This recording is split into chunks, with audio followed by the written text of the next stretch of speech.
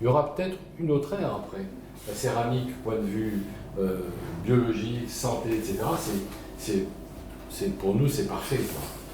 Une céramique, c'est l'étape finale de stabilité de la matière. Quand on est dans du métal, ça s'oxyde, et ça s'oxyde toujours, même l'inoxydable s'oxyde. Et la céramique, non. Il n'y a plus d'électrons voyageurs, il n'y a plus d'échange ionique avec le milieu extérieur. Donc là, on est dans un état tout à fait stable. Nous, on a passé le pas assez rapidement avec Catherine d'abord, il y a, je disais, 18 ans, et 18 ans après, on est encore très peu à le faire. Je pense qu'il y a probablement, il paraît, chez 95% de la population à changer. Je crois que c'est la chose la plus difficile. Quand on a quelque chose qui marche, on est habitué, comme ceux qui posent des amalgames, ils disent mais je maîtrise, c'est magnifique, c'est vraiment très beau, je ne vais pas aller changer. Et c'est les patients qui ont dit moi je ne vais pas mettre un plombage. Et c'est comme ça qu'ils... Alors certains le font d'emblée, Catherine, moi et d'autres, mais la majorité des praticiens attendent qu'il y ait une pression du public. Donc voilà, nous on est passé à cette ère-là depuis environ 18 ans. Alors je vais vous parler un petit peu d'implantologie, assez rapidement. Je le montre parce que c'est quand même c'est la figure essentielle de l'implantologie. Des implants dentaires, il y en a toujours eu. On a retrouvé des squelettes de la préhistoire où on trouvait des morceaux de bois pour remplacer une dent ou des dents d'animaux pour remplacer une dent. Là, on voit ça dans les squelettes. On imagine que c'est extrêmement rare que ça puisse tenir. Si vous mettez un morceau de bois dans la mâchoire, ça va s'affecter. Vous allez tout rejeter avec du pu. Mais de temps en temps, c'est pas pourquoi, certaines choses marchent. Et l'implantologie plus ou moins moderne a commencé en France. C'est les Français qui ont un peu initié cette notion, et un certain Cherchev, juste après-guerre, lui il prenait des clous en inox qu'il plantait, il était très connu, beaucoup d'artistes ont été mettre des implants chez lui, mais par contre ça marchait pas du tout, ça s'infectait, c'était vraiment terrible, terrible. Et un homme, un certain Brandmark, il n'a pas eu le prix Nobel peut-être parce qu'il est suédois, a étudié complètement, après avoir découvert un métal intéressant qui est le titane par hasard, il s'est dit mais ça c'est un truc fabuleux, est-ce qu'on pourrait pas... Donc il a fait une étude financée par SAB en Suède pendant 10 ans, et au bout de 10 ans il a dit voilà, vous avez un produit qui est fiable 99%, il répond à tous les critères, tous les besoins qu'on a pour remplacer une dent, c'est le titane. Et là ça a été la grosse révolution. Le titane est venu, on a fait des implants titane, ça s'est posé par centaines de millions, et puis il ne s'est rien passé. On a vu, on disait bah oui, de temps en temps, il y a une infection, enfin des petites choses, mais ça rendait service. Jusqu'au jour où, alors voilà, simplement un implant, je crois que vous avez déjà vu tout à l'heure, quand il manque une dent, il y a une espèce de cheville, un peu comme une vis, qu'on installe dans la mâchoire et sur laquelle le chirurgien dentiste va mettre une couronne, et puis voilà, on n'entend plus parler. Et cet implant est en titane. Voilà à quoi ça ressemble.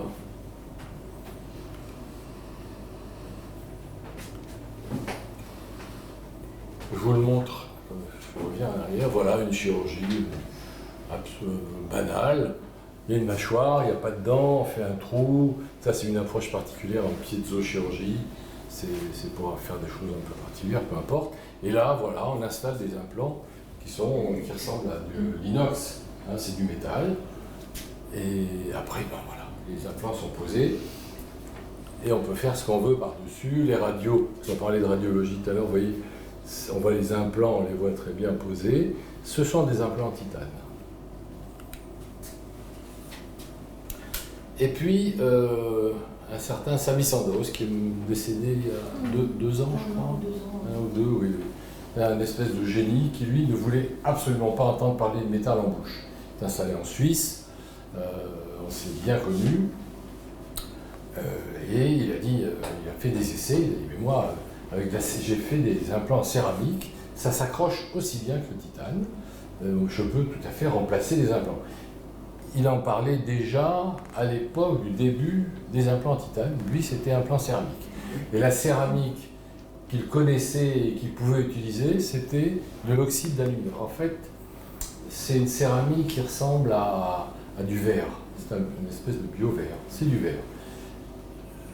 Le verre, c'était bien, c'était biologique, c'était tout à fait acceptable. Gros inconvénient, c'est cassant. Donc, quelques praticiens sont mis à poser des implants de chez Sandhaus, mais tout le monde a abandonné. Et il est resté l'idée, si vous parlez à des dentistes qui n'utilisent pas nos produits, vous dites, ah oui, les implants céramiques, ils vont vous dire, ah mais non, ça casse. Ah oui, j'ai entendu.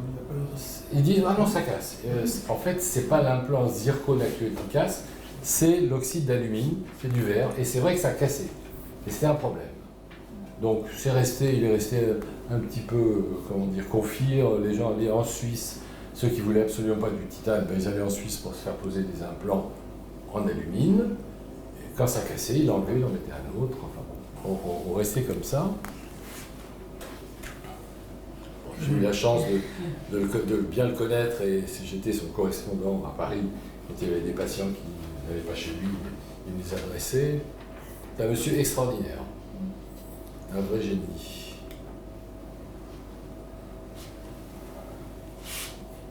Voilà, le tout céramique. Alors, il y a plein de formes d'implants, on a différents besoins, des implants avec des têtes, sans tête, peu importe. Maintenant, l'implant céramique, le zircone, remplace quasiment tous les autres implants. La technologie a bien évolué.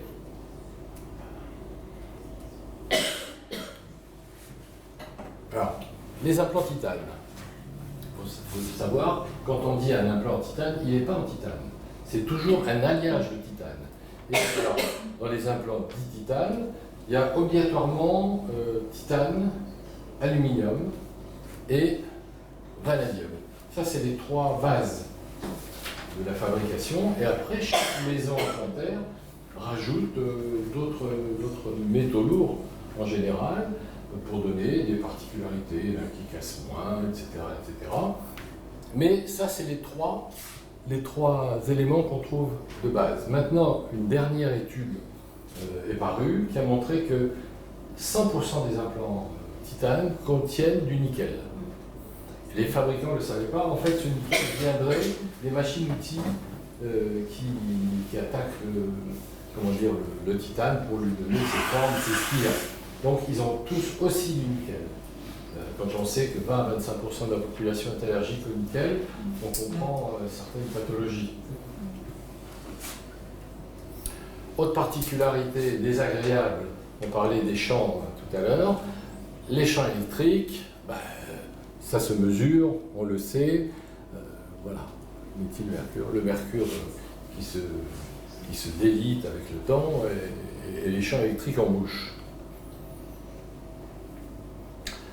Autre particularité des métaux en bouche, c'est que ce sont des conducteurs électromagnétiques.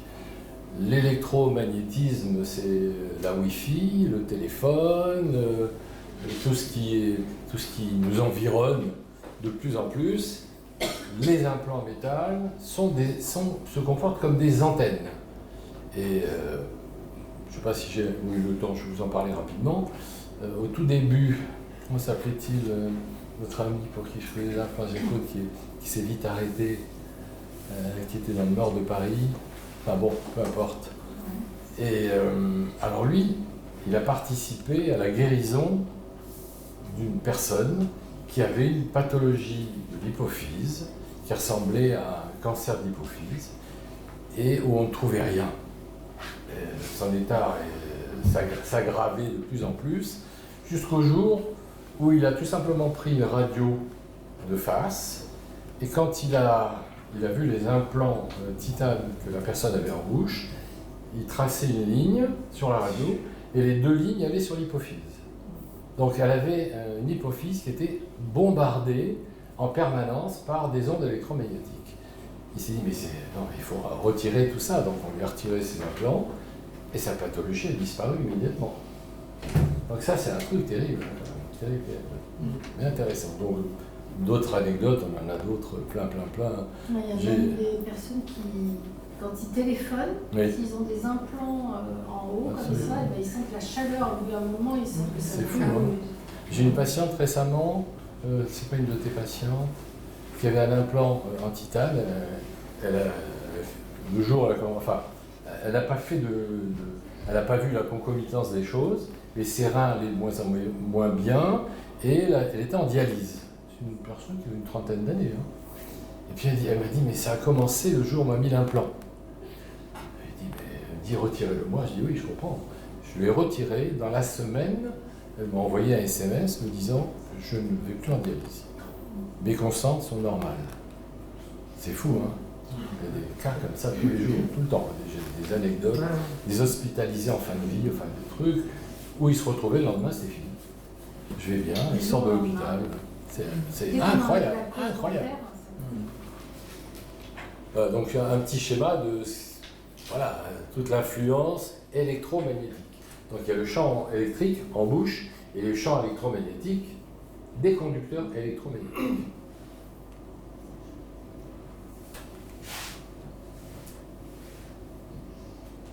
Voilà, donc les choses que vous devez savoir, on appelle l'électrosmog, avec tout ce que ça peut perturber malheureusement dans notre corps.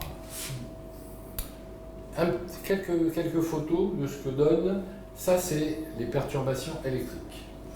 L'électrogalvanisme, les diffusions métalliques qu'on retrouve, vous voyez, les pertes osseuses. Ils ont des implants, c'est formidable, les premiers jours, les premiers mois, des fois les premières années, tout se passe bien. Et quand on refait un bilan radio, parce que c'est quand même ce qui nous donne les avis les plus intéressants, quelques années après, on s'aperçoit, l'os a fondu. Un os, ça ne doit pas fondre. Ça fond de quelques centièmes de millimètres, comme ça, c'est naturel. Autrement, non, ça ne fond pas. Surtout autour des implants. Les implants, ça stimule la zone osseuse autour. Donc ça l'empêche de fondre, parce que l'os des mâchoires autour des dents, autour des implants, n'existe par la fonction. Tant qu'il y a une fonction, il est là. Et quand on regarde, on voit que ça a perdu sur certaines dents la moitié, les trois quarts de l'os. L'os a fondu, il y a des raisons. Et une des raisons, et d'ailleurs, avec nos implants céramiques, on n'a quasiment pas de fonte osseuse. C'est rarissime. Les fontes osseuses ou les atteintes infectieuses ou inflammatoires autour des implants, c'est selon les études, entre 20 et 50% des cas. On dit, c'est normal, vous avez fait une infection, etc. Les implants céramiques, nous, ici, on a posé environ 5000. On doit avoir 2 cas de fonte osseuse autour des implants. Bon. Il y a d'autres raisons, on a le droit de faire un abcès. Mais 2 sur 5000 et 50%, ça n'a rien à voir. On est vraiment dans un autre monde.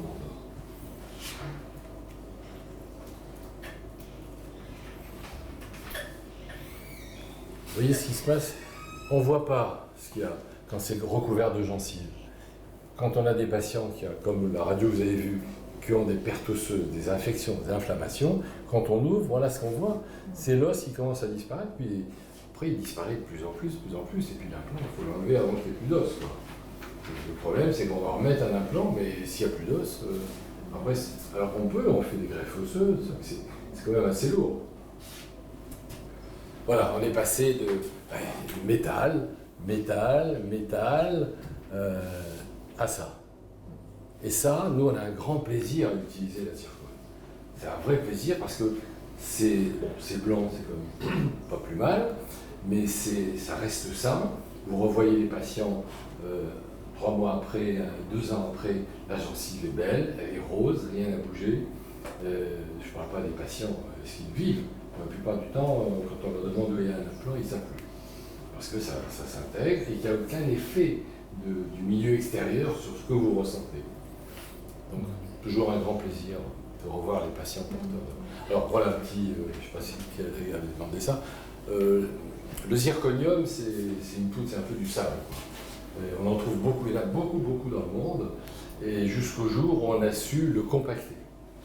Donc, pour passer de ça à un bloc de zircone, il y a une compression qui se fait, qui est énorme, et ça se fait à chaud, à 1800 degrés.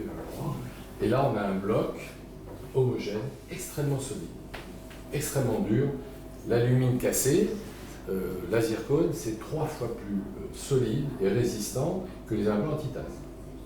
Donc ceux qui vous disent, bon, je ne leur veux pas, ils ne savent pas, mais c'est 3 fois plus solide. Une particularité aussi de la zircone intéressante, c'est que quand elle se fissure, si on a une fissure, s'il peut arriver, un choc, il se répare. C'est auto-réparant. C'est fabuleux. Hein, hop, ça se réagence et hop, ça se répare. C'est comme ça qu'on peut, les implants, on peut les tailler, on peut les surtailler, même si on y va un peu fort, on dit qu'il faut aller gentiment pour les tailler, pour faire les dents, même si on y va un peu fort et qu'il y a une micro-fissure, hop, ça répare. C'est fabuleux, hein. C'est utilisé par ailleurs encore en parlant de chirurgien. Alors, il y a des prothèses en zircone. De hanche. Prothèses de hanche en zircone, intéressant, pas facile à utiliser. Autant nous, c'est simple. Autant en prothèse, c'est pas évident. Genou. Les prothèses, voilà. Je sais que nous, vous avez de temps en temps le mot EACIM, on a créé une académie pour promouvoir cette chose-là. Et en Europe, et on est quand même les premiers en Europe à personnaliser l'implantologie zircone. Par exemple, sur les fractures, quand on met des broches, etc., c'est du titane. En général, c'est du titane. Je vais vous dire pourquoi après. La zircone part encore partout. Il y a d'autres choses qui arrivent. De cette poudre à ça. Alors, voilà, vous voyez à quoi ça ressemble. Ça, c'est l'espèce de tournevis pour le visser à l'intérieur de la mâchoire. Moi, je trouve ça joli par rapport au titane. Bon. Alors, si vous présentez 2 implants aux patients, on en a un en grand format, il y en a un qui est gris, l'autre qui est blanc. Lequel choisissez-vous? C'est immédiat, hein. Mais bon, ceci dit, on parle plus santé qu'esthétique. Alors, les implants, les matériaux qui s'accrochent à l'os, parce qu'il faut que ça s'accroche, si ça se soude, c'est comme une fracture. L'ostéo-intégration, c'est vous mettez cette vis dans l'os, vous revenez 3 mois plus tard, vous ne pouvez pas la dévisser. Elle s'est soudée. Ce qu'on appelle l'ostéo-intégration. C'est souvent des éléments, quand vous prenez le tableau de Mendeleïev, qui sont sur la même ligne. Titane, zircone. Les autres ont été essayés, mais bon, ça ne marche pas très bien. C'est très curieux. L'ostéo-intégration est acceptée sur cette ligne-là. Curieux, hein? Donc, quand vous retirez un implant en titane, ça abîme beaucoup le... Alors, j'enlève la mâchoire. Et j'en mets une en plastique. Une prothèse en... Alors, pour éviter, pareil que pour l'amalgame, pour éviter qu'il y ait tout ça, alors, les implants en général, ça se retire avec un trépan. Vous savez, c'est un truc rond, qui a des petites dents comme ici. On passe autour de l'implant et on le retire. Si vous touchez, il faut être un peu à distance pour ne pas toucher le métal. Donc, c'est ce qu'on utilise pour retirer les implants en titane. Donc, nous, on ne touche pas de métal. L'amalgame, quand on l'enlève, ça fait de la poussière, des vapeurs, alors que les implants, on ne les touche pas. On passe autour, on fait un carottage et on enlève le tout. Après, l'os repousse. Nous, on utilise ce qu'on appelle du PRF, c'est des extraits plaquettaires pour faire repousser des choses dans un bon sens. Mais voilà, ça se fait assez facilement. Voilà. Si on enlève un implant zircone, ça peut arriver. Une raison ou une autre, c'est beaucoup plus simple parce que la zircone, c'est pas toxique. Donc on peut se rapprocher un peu plus et retirer la carotte avec son implant. Voilà. C'est un geste assez banal et simple. On a beaucoup de demandes de retirer des implants en métal chez des personnes essentiellement. Alors, quand l'implant en métal a déjà une pathologie autour, on va dire oui, il faut le retirer, on ne peut pas faire avec. Quand c'est affecté inflammatoire, ça revient pareil. L'implant, il va perdre de l'os, il va rester avec son inflammation, la diffusion de titane dans le corps, etc. Donc ça, on le retire d'emblée. Il y a des personnes qui sont dans des états chroniques graves, des maladies qui traînent, des maladies aiguës, et qui demandent d'enlever parce qu'ils vous disent, et là je comprends très bien, écoutez, depuis qu'on m'a mis ça, d'abord, je ne suis pas bien, mais depuis qu'on m'a mis cet implant, ça ne va pas. comme les personnes dont je parlais tout à l'heure, ben, il faut le retirer. Ça, je comprends. Ceux qui disent, ben, j'ai un implant titane, on regarde, il n'y a pas d'inflexion, pas d'inflammation, le patient n'a pas de grosse maladie, à la limite, on leur laisse. Quoi. On a beaucoup de patients qui supportent mal leurs implants parce qu'ils sont allergiques au nickel. C'est 1 sur 4 ou 1 sur 5 de la population générale. Donc c'est quand même beaucoup.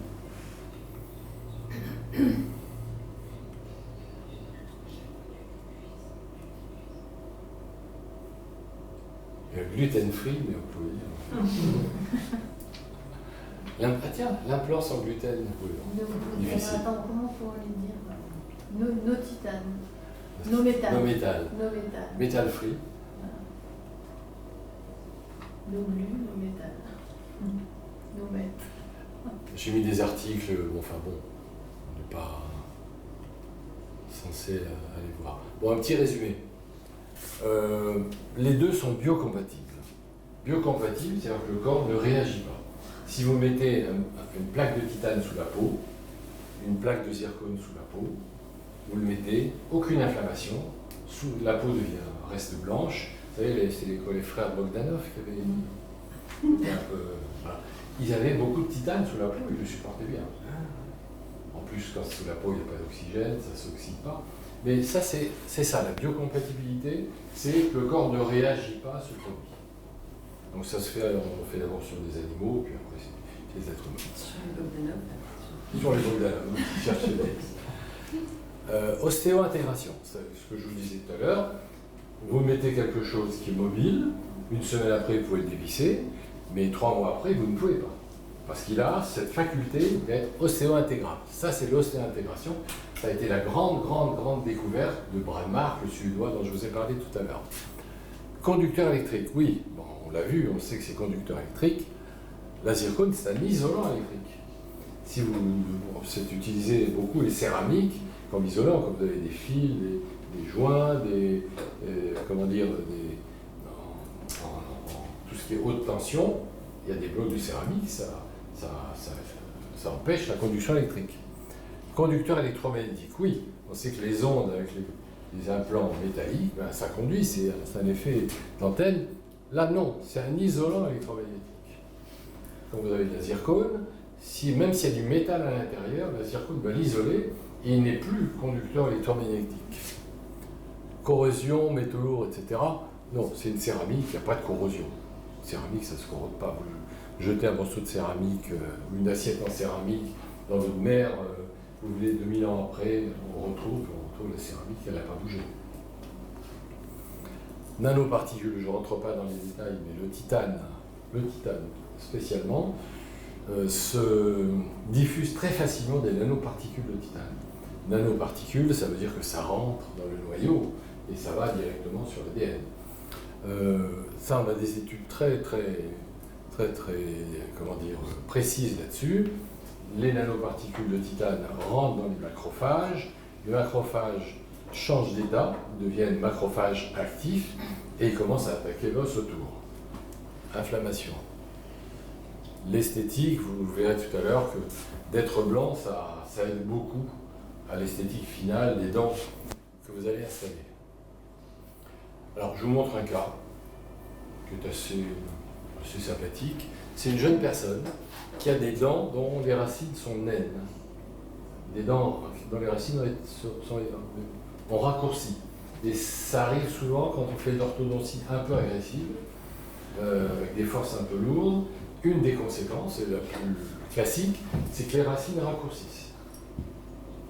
On regarde très bien, si vous voyez une personne qui a des petites racines, vous avez une orthodontie un peu active, oui. Normalement, ça ne se fait pas. L'orthodontie, on va dire, voilà, vous en avez pour 2 ans, on y va gentiment, etc. Mais il y a une époque où on a fait ça. Donc cette personne, vous allez voir ses racines. Vous avez vu comme c'est court? C'est pas ça, une racine habituelle. Ça, c'est une orthodontie un peu agressive sur les incisives, pour les ramener. Donc, il faut le retirer. Une des façons de faire, c'est de retirer les dents et le jour même installer des implants pour pouvoir mettre des dents provisoires. Ça se fait assez classiquement. Donc, vous voyez, les dents ont été retirées. On fait des petits puits progressivement qui s'élargissent progressivement pour pouvoir installer un plan. Il y a des codes, alors vous voyez, c'est des forêts en céramique. Voilà, on continue de plus en plus large. Les puits qu'on voit un petit peu dans le fond sont réalisés. Et là, on installe les implants. Voilà, ce sont des implants blancs, bien sûr, avec une tête qui déborde. J'aime bien ces implants qu'on appelle monoblocs. Voilà, ils sont en place. Ce que vous voyez, les traces là, c'est le porte-implant, des petits caoutchoucs à l'intérieur. Donc il laisse une trace parce que ça glisse au niveau du caoutchouc, ça s'est nettoyé facilement. Et les dents sont installées. Par rapport à des implants en titane, ce qui est très intéressant, c'est que la gencive reste rose, elle reste saine, elle tient fortement, ce qui n'est jamais le cas avec du métal. S'il y en a un métal en implant, vous mettez une espèce de pic, de sonde, vous allez rentrer facilement, alors que là-dessus, vous ne rentrerez pas.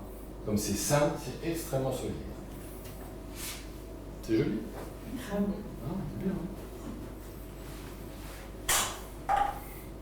Voilà un cas qu'on a fait une de tes patientes, qui avait eu des implants en métal, vous voyez qu'il y a des récessions, d'autres implants métal. Elle a perdu ses 2 incisives et ça a été remplacé.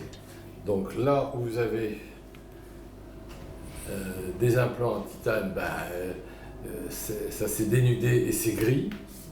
Dès que ça se dénude, on voit le métal et c'est très difficile à recouvrir. Les greffes sur le métal, on en fait pour recouvrir, mais le résultat n'est pas constant du tout. La gencive n'a pas l'habitude de s'accrocher à du métal, elle glisse sur le métal. Sur la zircone, non, ça s'accroche beaucoup mieux, mais avec la zircone, non seulement on a très peu de récession, on reste sur la bonne esthétique. J'ai fait ce cas avec Victor. Il va paraître d'ailleurs, on a un article ensemble prochainement. Et vous voyez, les bords ne sont pas gris, ce qui est malheureusement assez fréquent avec le métal. Donc ce côté esthétique, on va dire, c'est pas un côté santé, mais c'est un côté important, surtout sur des dents antérieures comme ça. Donc ça demande maintenant, bien sûr, c'est d'enlever ça pour mettre de la zircone, parce que d'un point de vue sourire, c'est bien, je fais la même chose que ça. C'est bien là, vous voyez, la dent qui est là, c'est de la zircone, on croirait que c'est une dent naturelle, celle-là aussi, et là, c'est autre chose. Et du coup, j'ai pas compris, le titane, il s'enlève facilement, du coup. Le titane, l'implant, il s'enlève facilement. Facilement, c'est une chirurgie. On peut l'enlever. Tu fais une carotte aussi. Voilà, pareil. On enlève la couronne, bon là, elle est enlevée, on dévisse ce pilier qui n'est pas solidaire de l'implant, on le retire et on fait une carotte autour. On attend que ça régénère et on met un implant en zircone, bien sûr. Alors, voilà une différence qui a été assez significative. Le patient pas très content. Il a très mal supporté son titane. Ça, c'est 6 mois après la pose. J'ai pas la photo initiale, dommage, mais vous imaginez bien qu'on va pas mettre une couronne, le dentiste va pas mettre une couronne ici, alors que c'est pas beau. Et ça, 6 mois après, la gencive va pas trop supporter, ce qui est assez souvent le cas, alors que là, on est à 3 ans après. Ça n'a pas bougé. Et ça, c'est insupportable. Terrible. Devant, c'est pas une molaire. Voilà. Puis ça saigne tout le temps, ça. Oui, oui, parce que c'est inflammatoire. C'est inflammatoire en permanence.